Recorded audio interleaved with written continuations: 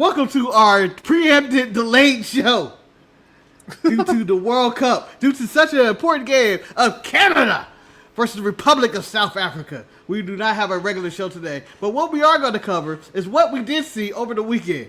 And so far, it's Night of Champions and a little bit of AAA. And I could go with AAA and say they gave you nothing this week. Galeno and Omos teased the fight. That's kind of it. And Lola and La Herrera had a fight to the death. Oh, but the big story is Pagano was taken out in the back. By who? The clowns were in the ring calling out Pagano. Talking about, we're going to get the answer to this. And he didn't come out, so they said, we're going to the back. And they start talking shit on their way to the back. And they find out Pagano had already been gotten.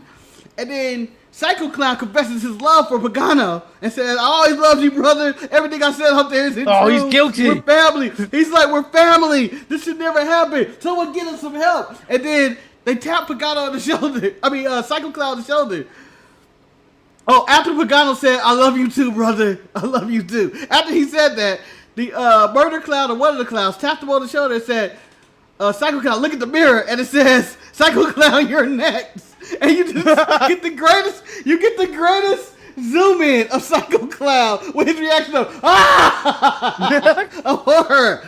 And then it goes to commercial break. But it was some of the best soap opera drama I've ever seen. It was good. It was worth the show. The rest of the show was all video packages. I wish I put that on while I was building. I didn't have anything on, but then I was building for an hour before anyone came in the chat and started keeping me occupied. But now on to the big show of the week. Manny, I'm going to just cover this as the big moment that happened on the show. Sami Zayn has become the WWE champion. His first world title after 10 attempts. He beats and pins the WWE champion Cody Rhodes, so they weren't trying to protect him. And he celebrated as the crowd it was a shocking surprise. Manny, how did you feel about that? I think it was when you watch it, when you actually even in the watch along, I was very much surprised that happened. Because it felt like they gave you enough on the show where they didn't have to do that. Like they gave you as me and Eric described, they pretty much gave you everything you wanted on that show, with exception to Seth beating Braun. So no one wanted Jay to win that King of the Ring. No one wanted Liv. No. So you kind of got what you needed in that instance. Yeah. Cody losing the title was not on my bingo card, but I'm glad it happened. I'm glad it happened because now, no matter how short it is, no matter how long the reign is, something fresh is gonna be there. Something fresh because we've never seen Sami as a world champion. Something fresh has to be there. Cody has been boring, making SmackDown boring. Yeah, it's been a bit complacent and stale.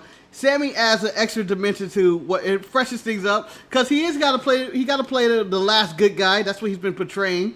But he's gonna cling on as hard as he could to hold that title. He's gonna have to cling on to it. Cody's gonna probably want a rematch. He's probably got a rematch clause. We'll probably get something around Saturday Night Main Event for that. And it gives him options. Sami is a member of the Bloodline. You can have him interact with Roman and talk about how I brought it home, unlike Jay, to cause more dissension there. And then you get the option of Oba does not have to beat Cody or Roman when you can easily beat Sami for that title. But you also have the Brock Lesnar, who's waiting in the wings somewhere, who may also attack Sami and take that title at some pay-per-view or something. So I don't think we're in for a long time, but we're in for a good time. That would actually be cool. With the Canadian brothers all over again. And then Brock decides, I'm going to destroy you. Yep. So this is a good move on the chess piece. I think that this is the correct move. But there were a lot of questionable decisions on this show. Braun Breaker, Seth Rollins, cage match. I didn't mind the match. I know you and Eric had your opinions of it, but I do mind that Braun Breaker had a trajectory of being where Oba is, or being the next Cena and being the guy. And then they had Rollins, who I would say is probably one of the more stellar top guys on the roster. He's up there with Damian Priest, I feel, in staleness, winning this match. And Manny, I'm going to ask, was that the right decision? No, I think it's the wrong decision. I think at this point, in Seth Rollins' career, he's going through his Jericho era. 20 years too early. Damn. Like anyone that Seth touches in a group, they kind of fall off the cliff. Like you look at all of them that have been with him since. Like you Theory originally with the Messiah, Buddy Matthews. Where are they now? What are they doing now? Buddy's streaming something. Yeah, and after and then you pinpoint how like Chris Jericho is with all the groups he's had in AEW. What are all of those people doing? Nothing. It's hard for them to even recover from being with Chris Jericho. I think you entered a new standard bearer of staleness. Of where you at? Are you Seth Rollins, Chris Jericho, and I'm going to throw a third person in there, Edge? Like, I just don't care about what they're doing. I just don't care. Edge in itself is now skip territory for me. Oh, he's not even stale. Like, you don't have no hope. You just like, all right, let's go to the restroom. Like you said, Oba beat Jay. I think that's the best move to go with right there. Jay winning doesn't add anything. What we're going to do, get a Roman and Jay thing, or a Cody and Jay thing. But you could have went Sami and Jay if they were going to give the title and get to run that back. But I think they made the right decision in that route. And then Io and Liv. Go ahead. Io and Liv could have gone any direction, but I think this is the right decision to put Oba through. I mean, you don't want to be in that situation where he's the guy, but you keep holding him back, like they did with LA Knight, where the rise was clearly there. They should have done it maybe 3 years ago. Yep. Now that he's lingering around, no one cares. Yeah. No one cares when he comes out there trying to challenge the title and talk shit to Roman and all that. I don't give a fuck. What are you going to do? You haven't done anything for 3 years. Yeah. LA Knight is McDonald's French fries. You got to get them right then. Tell me why I should believe in you. Because I've been there, done that, and you failed. And then we have Io and Liv, which I asked to the world, why did this happen? Why? Like, Marcus, you know I'm a big proponent of women's wrestling. Yes. You know I don't talk badly about women. But when Danhausen came out there and she grabbed that mic off him, I said, curse that bitch! Curse her! Well, she slapped him too. Yeah. She put hands on her. Well, she was like, trouble. Yeah, but I also want to give Danhausen a strike. He struck a woman with that curse. He knows what his curse does. He knows his powers. He knows his powers. He indirectly kicked her ass that night. He indirectly. Marcus, the rule is you, as a man, you do not hit a woman. Then no one says anything about you can't put curses on there. He knew the damage. Jay Cargill and Tiffany Stratton had a match. I thought it was fine, but it just became a race war in my opinion, as all the whites stopped the blacks, so the United States can be saved by his blonde hero Tiffy time. Let us know. Let me tell you the commentary of what happened on this watch along for this match. My God, Tiffany Stratton's outfit is disgusting. Is this the worst outfit for Tiffany Stratton? Is this the worst outfit in wrestling, period, of all years? Was she dressed as the Divas title? Was that what she was going for with the butterfly and all that? I think it must have been. Right? She was cosplaying the Divas title. Or was she the New Japan Pro Wrestling title? The old one. Now, and then it was like, oh, what Charlotte Flair is wearing is cool. I mean, that is straight fire. Chelsea Green looked like a Power Ranger, but she pulled off the pink way better than Tiffany did. What about Io? Io had pink on as well. She was wearing kind of a but Io got lost in who she was because she was partly Taya Valkyrie at some point in her outfit choice. Oh, but overall, I thought the show was a solid show. Do I think it's going to be the best show of the weekend? No, I think Great American Bash and Forbidden Door have potentials to blow them out the water. I don't think they had anything on that show that's going to probably be better than anything that Swerve and Will Ospreay can deliver. Forbidden Door is going to knock everything out of the park. It just will. It will take me about 3 days to watch it, but it will blow everything out of the park.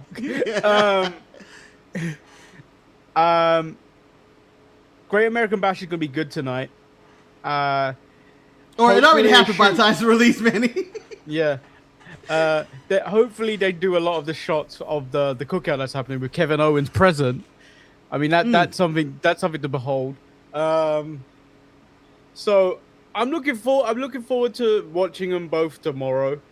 Hopefully try and get them done before the early start time of Raw, which means I could probably watch Raw before it finishes, which would be always a good thing. Like how I did it this week. Mm-hmm. After we did the watch along, I watched Raw. But yeah, that concludes our show. We will have more to talk about probably on the... I don't know when our next show is. When's our next show? When's our next show? There'll be another video out tomorrow, but it'll be like a 15-minute wrap up again of because we're doing another watch along of Ivory Coast versus why is it lost on me? Ivory Coast versus Norway. Too. Oh yeah. Ivory Coast versus Norway. Or as I like to call them, no way they're beating the Irish. The Ivory Coast versus no way. No way. Jose. No way. I mean, it might be disrespectful for the country. I don't know. But we will be back for all of that. Also, Tony Khan has announced new 4 pillars of AEW. Who are the 4 pillars he's named? Kevin Knight, Tekla, Mercedes Moné, and Kyle Fletcher are the new 4 pillars. I don't agree with any of that besides Tekla. Yeah, like, I understand Tekla and Kevin Knight because they're kind of new into the game, but Mercedes has been around for a bit, and Kyle Fletcher is so established.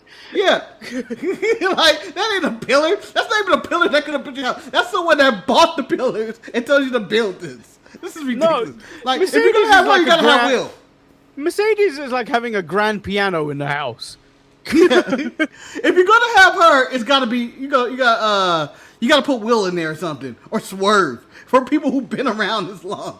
A pillar for them is Mox. If you're gonna be someone that's been around for ages for them, it's Mox. Yeah. Mox is the foundation for AEW. Yeah, he wouldn't call himself a pillar. I'm the dirt. I'm the ground up. Okay, I'm the sky. I'm the clouds. I'm the moon. I dance like Michael Jackson on Saturday. And then I would say Will, but then I would also say Swerve. You can't. Kyle Fletcher is not. I don't like Kyle Fletcher, and I can just about tolerate Kevin Knight at the moment. I'm sure he will grow into a fine professional wrestler. Yeah. Not Hook. Jack Perry on his way out the door. His contract's expiring. So. Have they the previous pillars, it didn't work out for the previous pillars, Tony. It didn't work out for the previous pillars. I'm done using that term. Let me say something. Triple H, I know you ain't doing so. Your booking and everything going about you are not so hot. I think you need to stay away from Jack Perry at this moment in time. Because most of the people that you brought into WWE from AEW, not so hot at this moment in time. Yeah. Recently. Not so hot. Yeah. Ricky? Not... And the last big signings he brought in, Naruku and Mason Rooks, have not been game changers as it currently stands right now. But they brought in Jack Perry, Manny. If Jack Perry showed up at the Great American Bash tonight, I don't know when his contract expires. I think it gives NXT just a little bit more interest. Not that he's a star, not that WWE should sign him, not that I think there's anything worth a value in Jack Perry. I don't. Hold on. Someone just been brought on this, taken off this pitch called Mofo. Mofo King. I wish I was Mofo King. Marcus, if I'm gonna say this is gonna come out after this, but if Jack Perry is at Great American Bash, I'm going live. The way I would do it too, Manny. The way I would do it The way I would do it, if I was in charge of all WWE, I'm showing CM Punk in the crowd at the Great American Bash because he didn't go to Saudi Arabia for this trip. I'm showing him in the crowd, and then I cut away to Jack Perry on the other side of the arena. That will have everybody talking. I'm just saying. That's the money. That's the money shot right there. Tony, you built a storyline for Triple H. You gave it to him. So yeah. But no, don't bring him in. I wouldn't sign him. I'm not. Other than something like funny like that, I wouldn't do it. But yeah, that concludes our show today. Tune in to our next show Monday for our watch along and the coverage of all the shit that's happened over this weekend. We'll have shows. So later, guys. I mean, we've been on more than normal. Yeah, Manny bonus Marathon Manny Live is happening. We're in stoppage time for Manny. I'm gonna call myself the Iron Man. The Iron Manny. So yeah, like the video, subscribe. We'll catch you next time. Peace. Peace.